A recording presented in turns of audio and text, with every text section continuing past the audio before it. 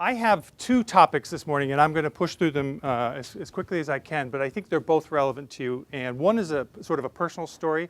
As you'll see here from the title, Charlie Bachman's my dad. I worked with him for a number of years, but this story goes back to the beginning of the computer industry, and I think you'll find it interesting.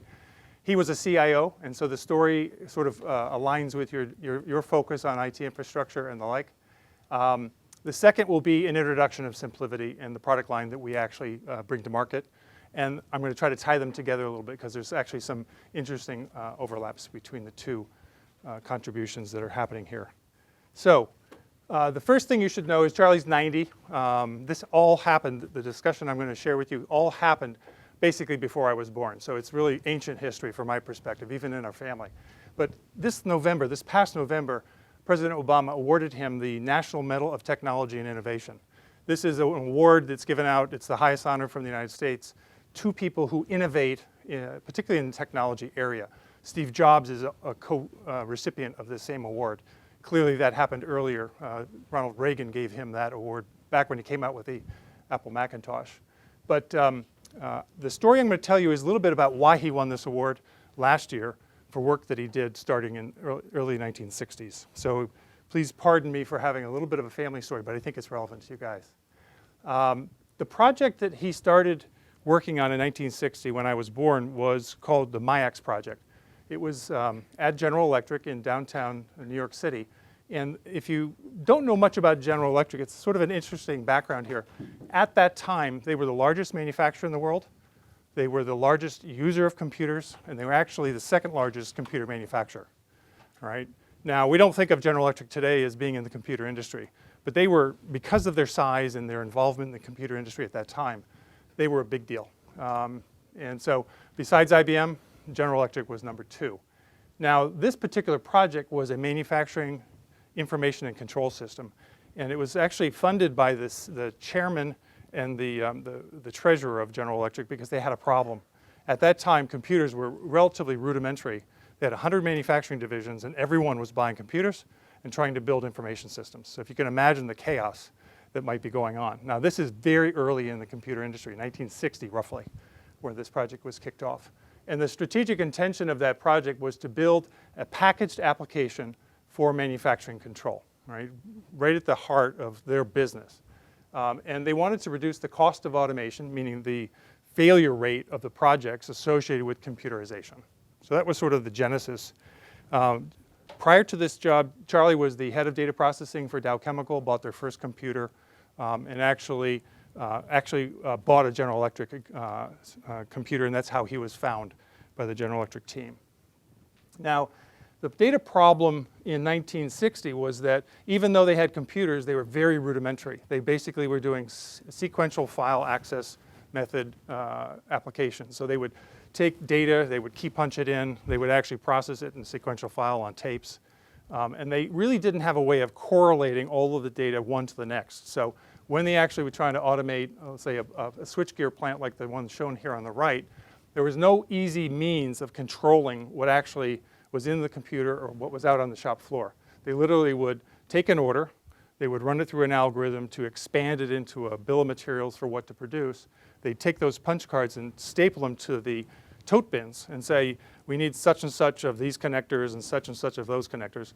And then they would actually have a manufacturing control of what would be built when.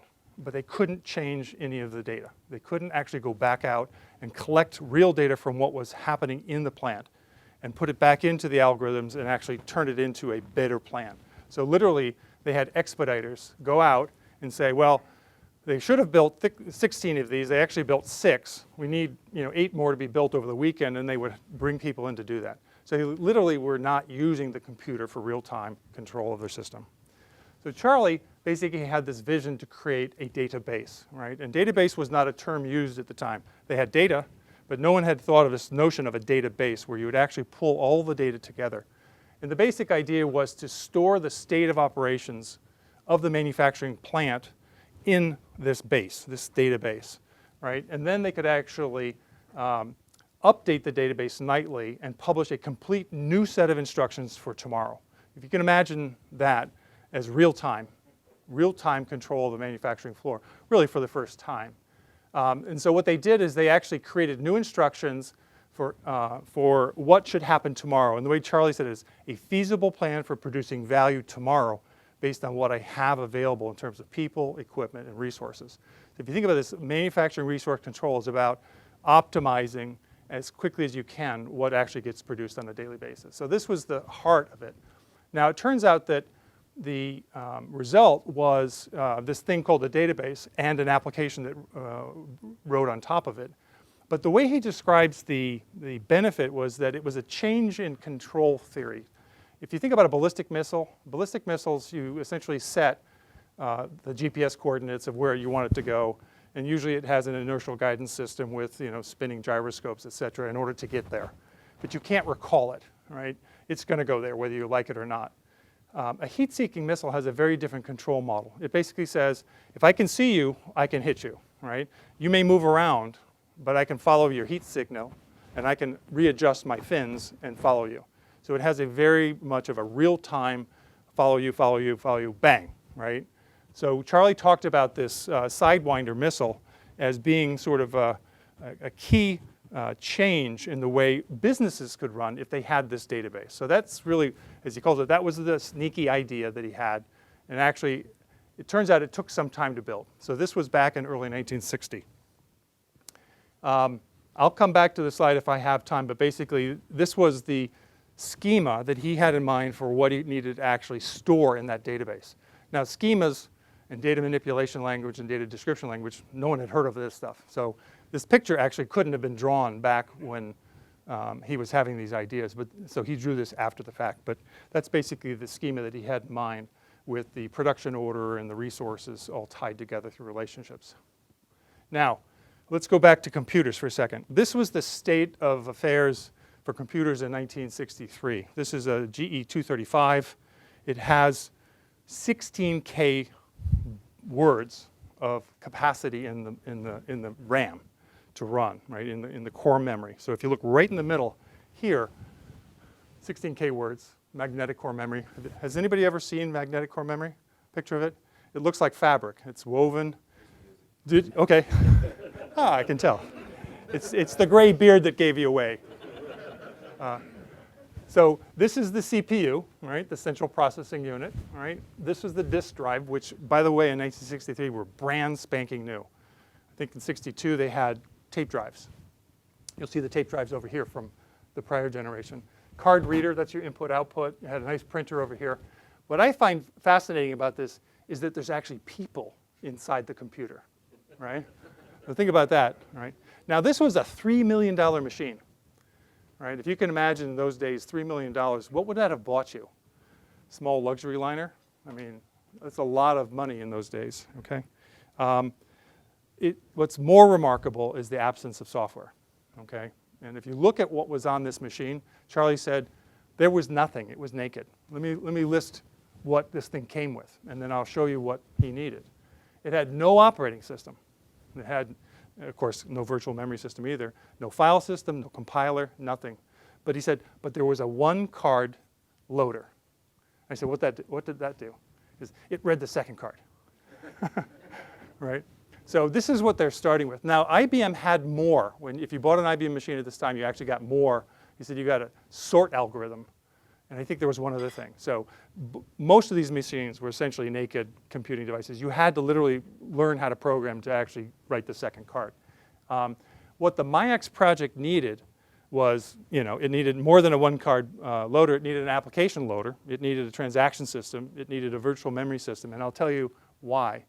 Because the size of the data that they needed to process to figure out that manufacturing control algorithm was bigger than you could fit in memory, right? So they knew that they had to page the data in. I'll come back to C. They also needed a way of storing the data in an integrated fashion, not just a tape, They needed to be able to actually process in real time the relationships between those different entities in the schema that I showed you. They needed a way of defining the data, so as this model changed, and an application programming interface to the data itself. Now, if you think about it, most programs in those days owned their data. But this was a system that was inverted. The data was essentially used by multiple different applications for doing different things. There was the data collection and the update. there was the new order taking, there was the reproduction of the manufacturing instructions for the next day. These were all different programs that run at different times of the day. And of course, H, they needed the actual manufacturing control application itself. So long and short, the project took about 3 years. 2 programmers, believe it or not. In those days, that was sort of the size of some of these projects. And let me show you what it produced. Well, it produced the application itself, the manufacturing control, which went on to be one of General Electric's lines and later Honeywell's manufacturing control applications. But it also produced something called IDS, the Integrated Data Store. And IDS, the first release of this was in 1964. As I said, 2 programmers, 40 months. It had 4,000 instructions, which Charlie said was 2 boxes of cards. I have a picture here of 1 box. And this is always a trivia question. What are the lines there? Someone draws a black line across the cards. Does anybody know what that's for? Keep them in order, in case you drop the box, right? You got to get them back. It's a collation sequence, right?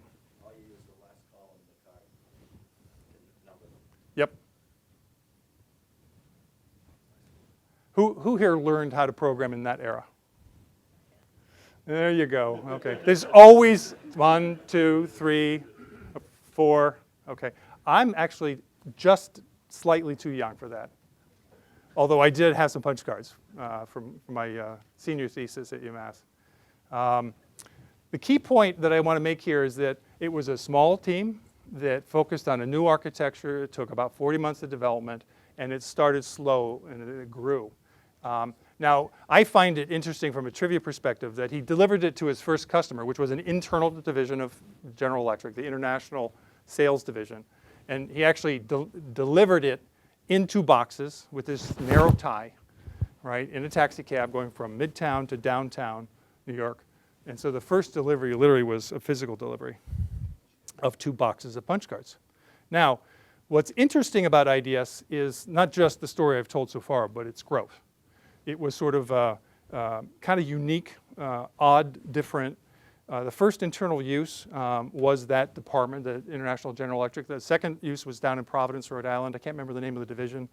In 1965, there were 4 internal departments, and then Charlie actually shared 2 boxes of cards with B.F. Goodrich, which happened to be a large General Electric computer user at the time, and I'll come back to this.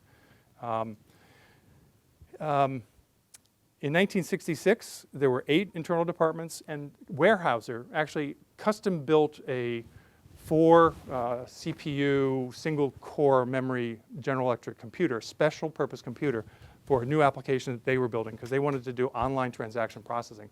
No one ever knew what the word online meant at that time, but basically they wanted to take phone orders, put it in, and actually provide a quote for delivery on the same phone call, right? So if you think about that, that was a custom-built application. They needed the database underneath it to provide the real-time answer. They needed the phones, they needed time sharing, a whole bunch of systems, and they needed a new computer. So that was a first nationwide online transaction processing system that was built on top of this.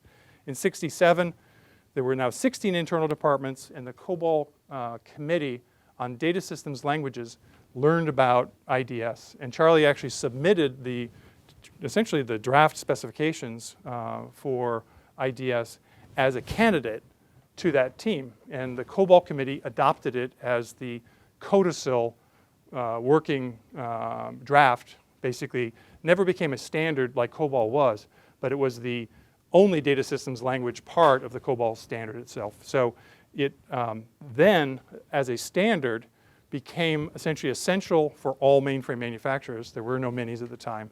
To have a database, they had to have an IDS-like database. And so the codicil standard, if you think about relational, codicil was the prior database standard. Okay. 1968, GE packages IDS on every mainframe and becomes the world leader in transaction processing, that segment of the market. And then between 70 and 75, most mainframe manufacturers implemented a codicil-based database. So Burroughs, Sperry, ICL, all of these firms. Okay. Now IBM didn't have one. Turns out IBM never implemented codicil because they had IMS. IMS is a hierarchical database. So that was their system that came on later. And there's an interesting story there. Let me just tie two things together. 1965, set of cards go to B.F. Goodrich. Charlie basically goes out and helps them a little bit. They go off and do a fabulous job of building an integrated database to run all of their manufacturing plants. And then they move to IBM equipment. All right, so they had source code from the GE equipment, and they port it. They take on their initiative to port this freeware that they got from General Electric, and they created an IBM 360 version of IDS, called it IDMS, and IDMS was their IBM version of a codal database. No one else had one. And so what it turns out is B.F. Goodrich licenses this to a guy, I'll skip this slide, licenses it to a guy by the name of John Cullinane. Has anybody ever heard of John Cullinane? Cullinet Software, CA-IDMS. That's where that product came. This system's still in production today. All of the phone systems in England run on IDMS today. This is IDMS 18, I think. It's still available from the CA website, Computer Associates. So this system, built in 1964, essentially first shipped, is still running in production in over 1,000 mainframes around the world. And in most of these sessions that I give, I ask, does anybody have any familiarity with IDMS? And I usually get one hand at least. So let's try it here. Does anybody know about IDMS? Ever work with IDMS? Okay, so this is a small group, but 0 on this one. So that's sort of the story of the adoption. These are some of the environments that it's running on. A special interesting note is that you can actually get this on the Apple iOS through a company called Rama Today. Available. You can download it and see it. It's actually an Objective-C implementation of an IDMS database. They don't call it an IDMS style or a codal database. They call it a relational database because it's very unpopular not to have a relational database. But it's actually a network database with direct access capabilities. Now, Charlie won the AM Turing Award from the ACM in 1973. This is sort of this was his era. He's I think the only sort of professor type to win this. He's a real engineer, so he won this award. And this picture actually is of him and Alan Turing, Alan Turing's mother. All right. It turns out Alan Turing committed suicide in 1953. He's essentially the theoretical founder of the computer and computing theory in general. Also, he was the guy who built the solution, to the Enigma box and decoding that in World War II. But his mother was still living in 1963. My mom found that she was living in a nursing home, and they went and visited her in England and got this picture. It's the only picture of a Turing Award winner and a Turing family member that exists that we know of. So there's a little bit of history there.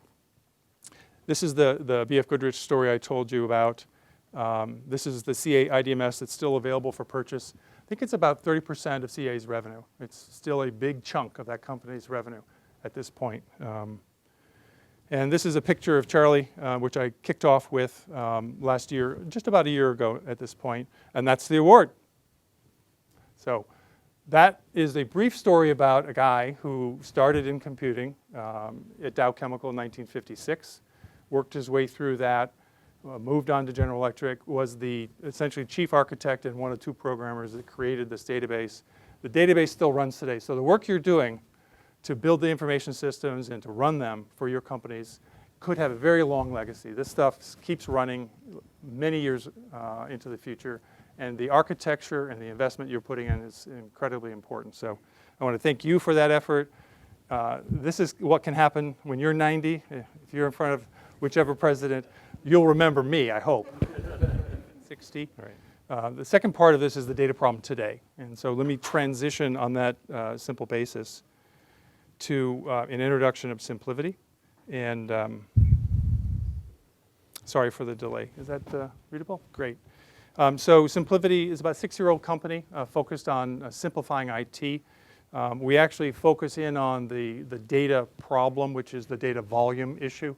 And actually through that have created hyper-converged server appliances that are quite remarkable.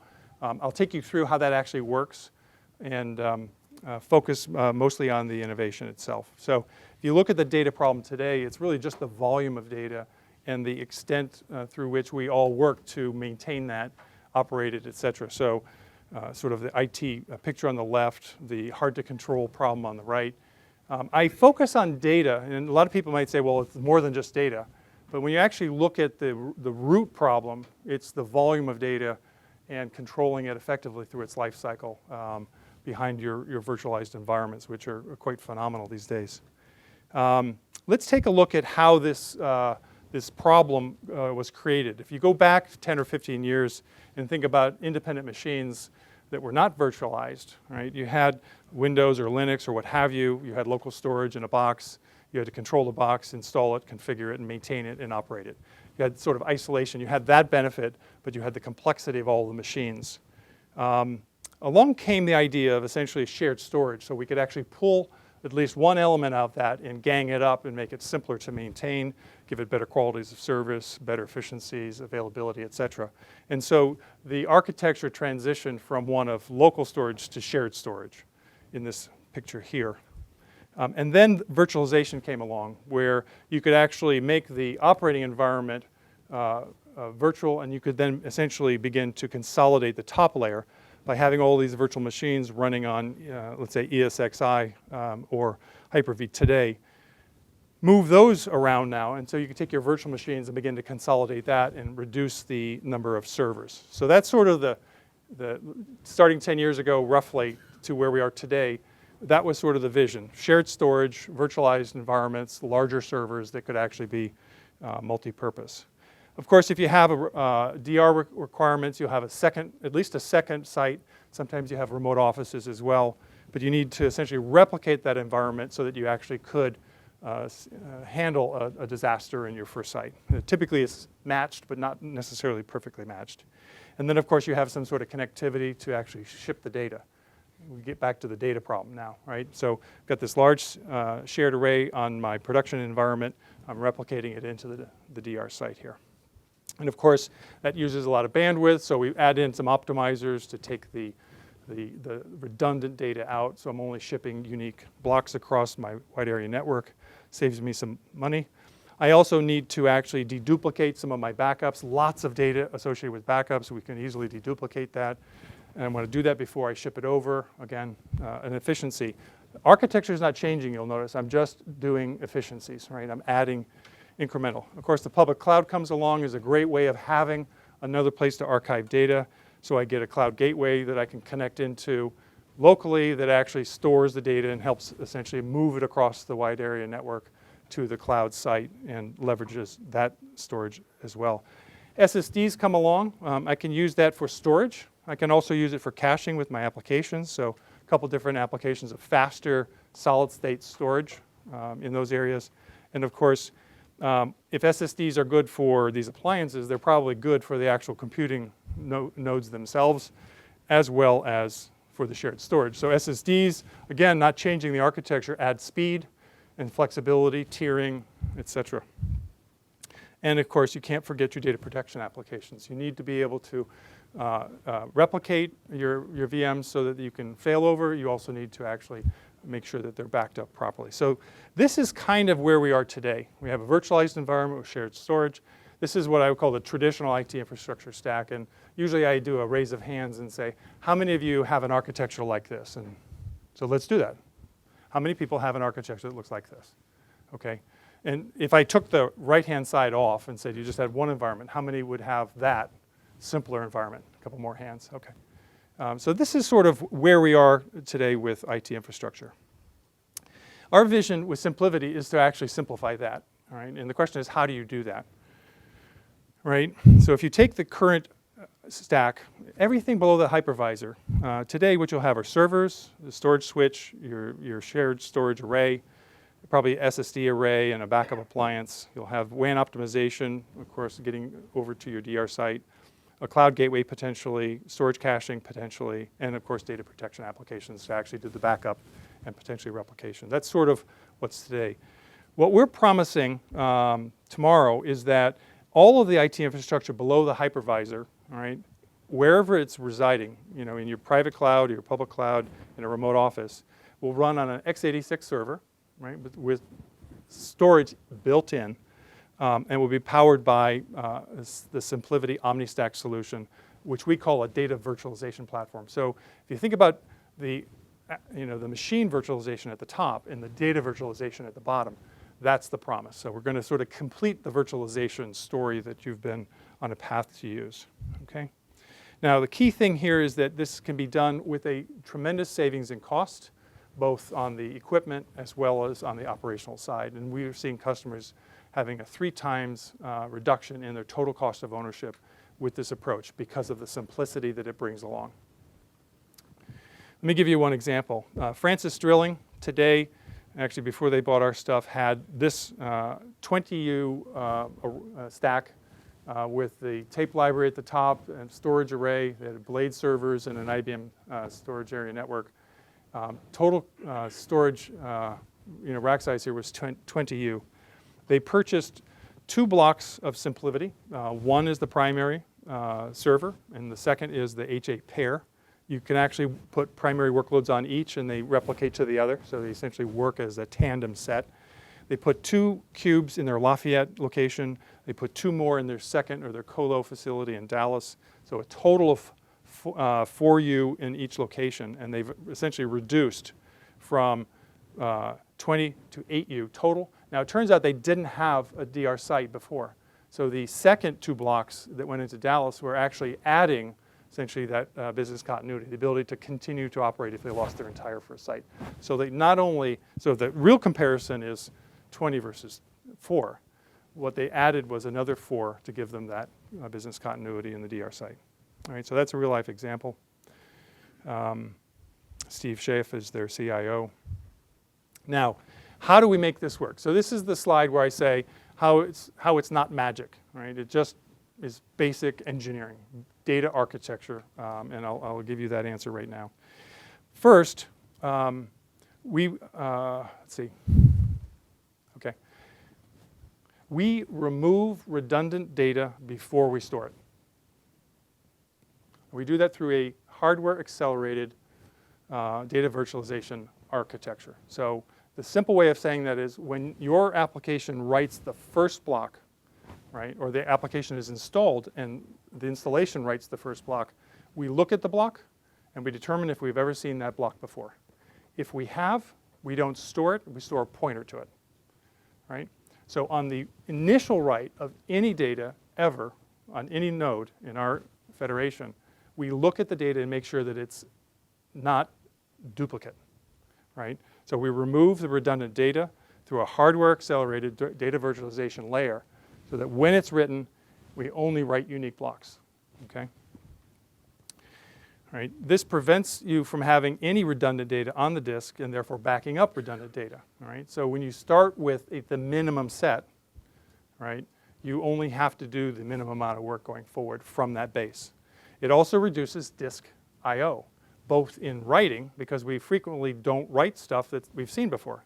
Give you a simple example, clone a VM. How many new blocks need to be written? None, right? Just the file system, logical identifier for the new VM, right? So when we talk about this not having to write blocks, I mean, we're saving on the write. We're also essentially saving on the read as well, because we don't need to read things that have been cached, right? Right? So this actually reduces the need for primary storage. Primary storage is the root of the primary problem that we're talking about, the data problem. Less of that, less problems down the road. Okay? So the core innovation is that the deduplication on the initial write, so that we have a minimum set of data to start with, and we reuse the blocks in all of their applications, whether it's copying, cloning, backing up, et cetera. We reuse those blocks. Okay?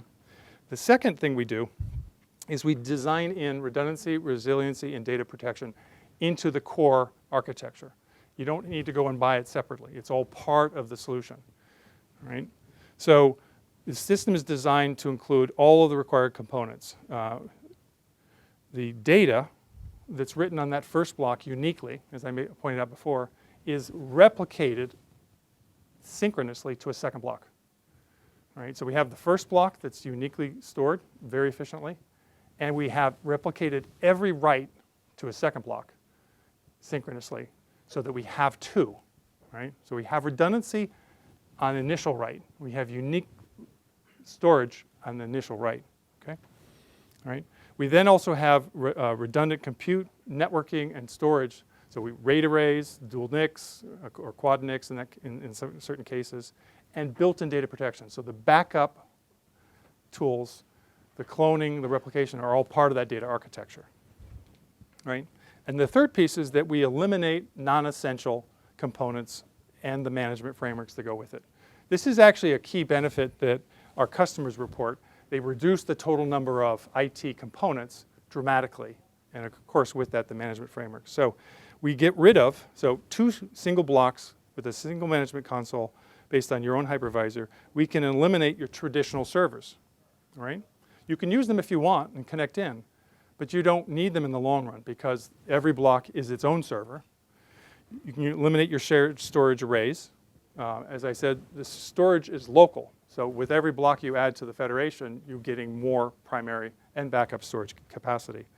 You can eliminate the dedicated backup devices, the data protection applications that go along with that, and all of the management consoles for all of those different solutions. So what you're basically doing is by fundamentally storing the data uniquely, replicating it to a second one, having built up data protection, you basically have a converged solution that has all of these pieces built in, and you don't need the rest. Right? That's the point of hyperconvergence. It's efficient by design.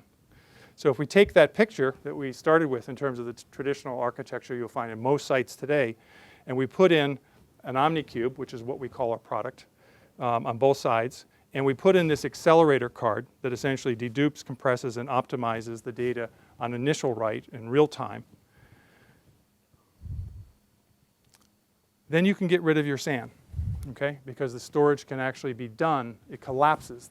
All the redundancy you have collapses down into a smaller space, right? You can get rid of the replication across the WAN and the deduplication and the sort of the riverbed type solutions because the data's already been deduped on primary storage. So when I do ship things across the WAN, it's unique data only that's shipping, right? So it can't get any better, right? I also don't need the backup and the deduplication around the backup because it's deduped on write. So I don't have to post-process it. Now, interesting thing about backup solutions is they're actually backing up, without our solution, they're backing up their primary data. They have to read it, process it, find the deduplication opportunities, and write it again. It's 3 IOs, the original write, the read, and the write again. Right? In our environment, we actually reduce it to less than 1 because we're actually deduping before the first write, and we don't have to do the other 2 inspections. All right? Big difference. We can connect these across the wide area network between your primary and secondary, and there get rid of your public cloud needs. Right? We can actually put one of our nodes effectively, a software version of our nodes, up into the cloud so that you can actually use that as a destination so you don't lose that capability. We actually use SSDs in our own storage for performance and write and read tiering. So we don't need those appliances. We get the same benefits. We also have the data protection built in, as I mentioned. And then finally, in order to have HA, you put in a second node, as I mentioned earlier. So the first 2 nodes essentially are working in tandem. You have your workloads spread across them, and they're replicated to the other. And then your backups are flowing across the wide area network to your DR site. Now, one of the key points is that all of these nodes are the same. Typically, they'll be a 2 series or a 3 series or a 5 series in terms of the size of the box, because we offer many different options. But they're the same SKU, right? They're the same SKU, which means where you replicate or you have your DR pointing your backups has all of the capacity to run the application by just restoring it and restarting it, okay? You don't need to think about, well, will it run, right? Because the environment's identical to where it's actually running. You have proof that it's going to run. So it's a matter of just getting the data there, and you have this capacity to restore. Now, layer on top of that ESXi, or in the future, a Hyper-V sort of hypervisor.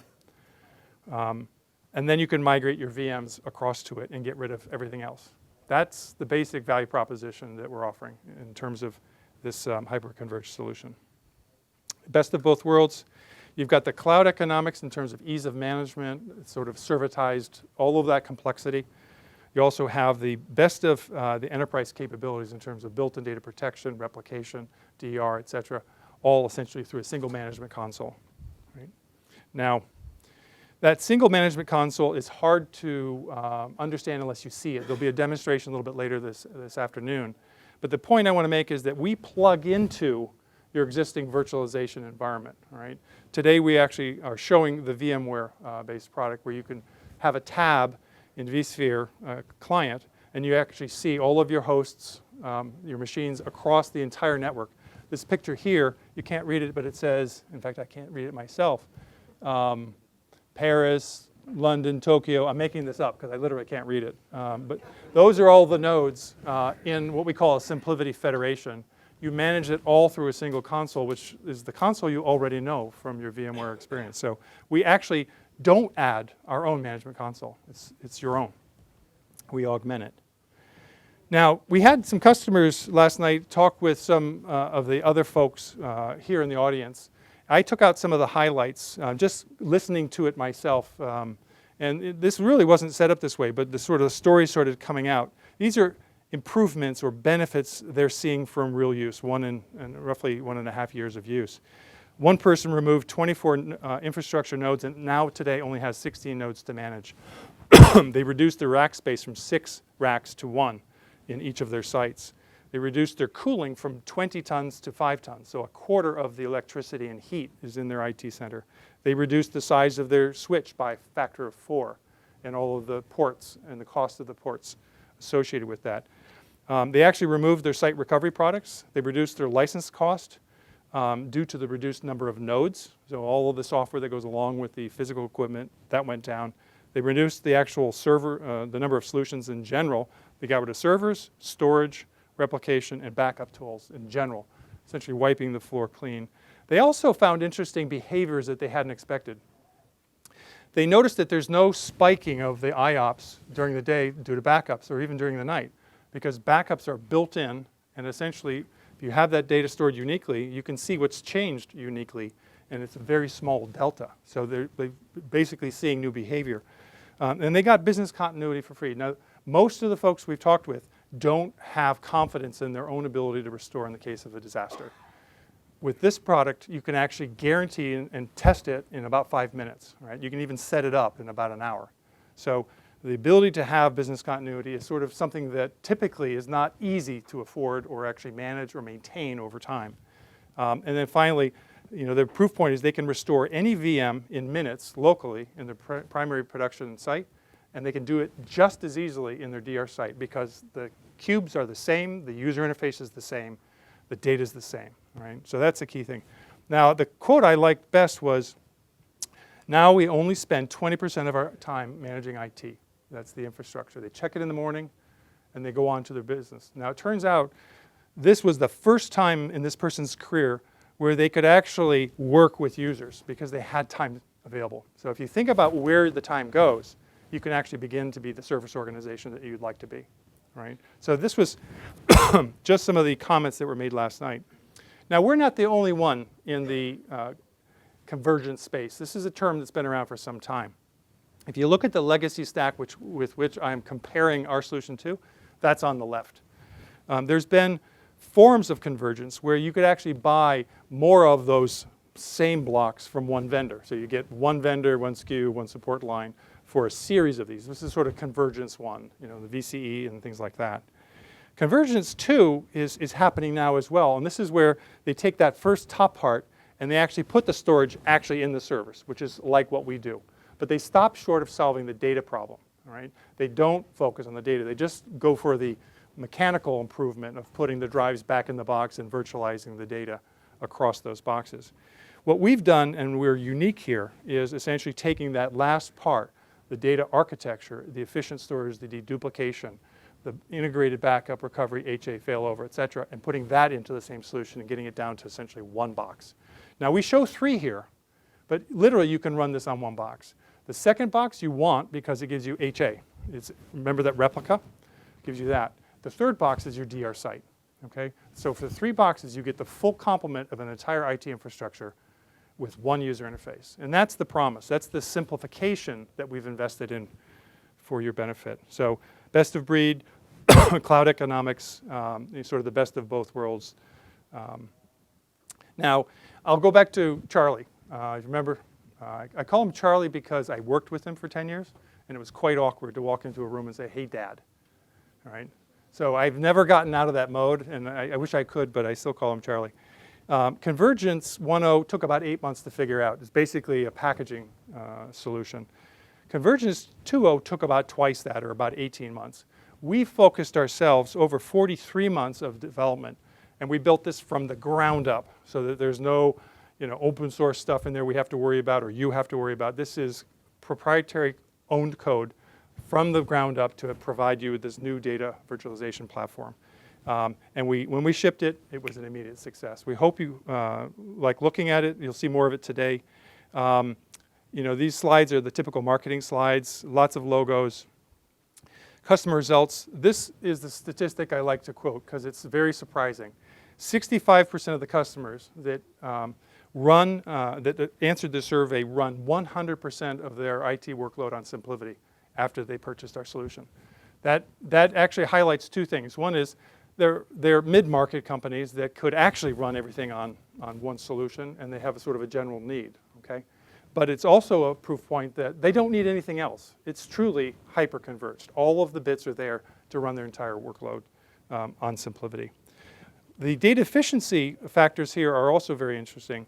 1/3 of our customers see a 100-to-1 reduction in total data storage requirements with the combination of primary and backup running on our system. Now, I make that point very clearly because if you have a separate backup system that takes data out of the Simplivity environment and essentially inflates it and then copies it, you're not going to see this. But if you use the built-in backup, which we recommend and we built for you, you're going to see these sorts of efficiencies.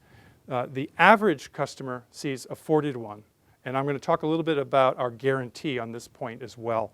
So the data efficiency is remarkable. You will see not necessarily your primary production workloads shrink, but you'll see the aggregate total of primary and backup shrink by these factors. Okay? And that's the key point. It's the data problem is that the aggregate is actually causing you all of this headache.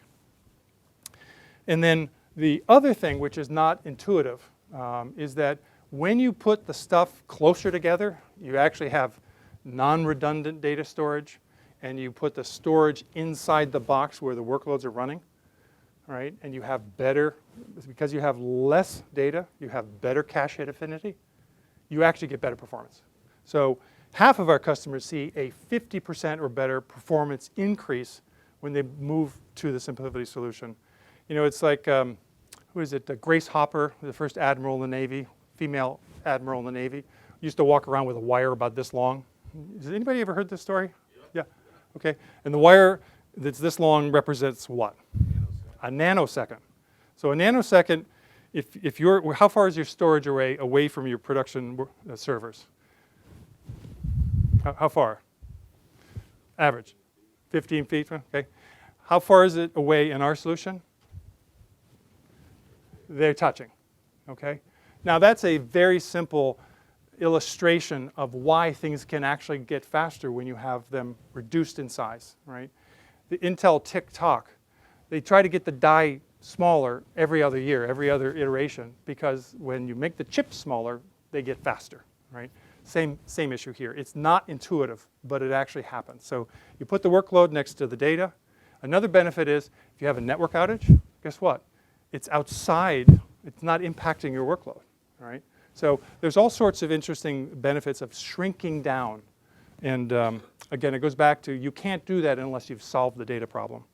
So our guarantee, which is brand new, we heard our customers saying that they were getting these benefits, and we just inverted it and said, well, here's proof. Let's just guarantee that you're going to see what our customers see. Hyper efficient, hyper protected, hyper simple, hyper manageable, and hyper available.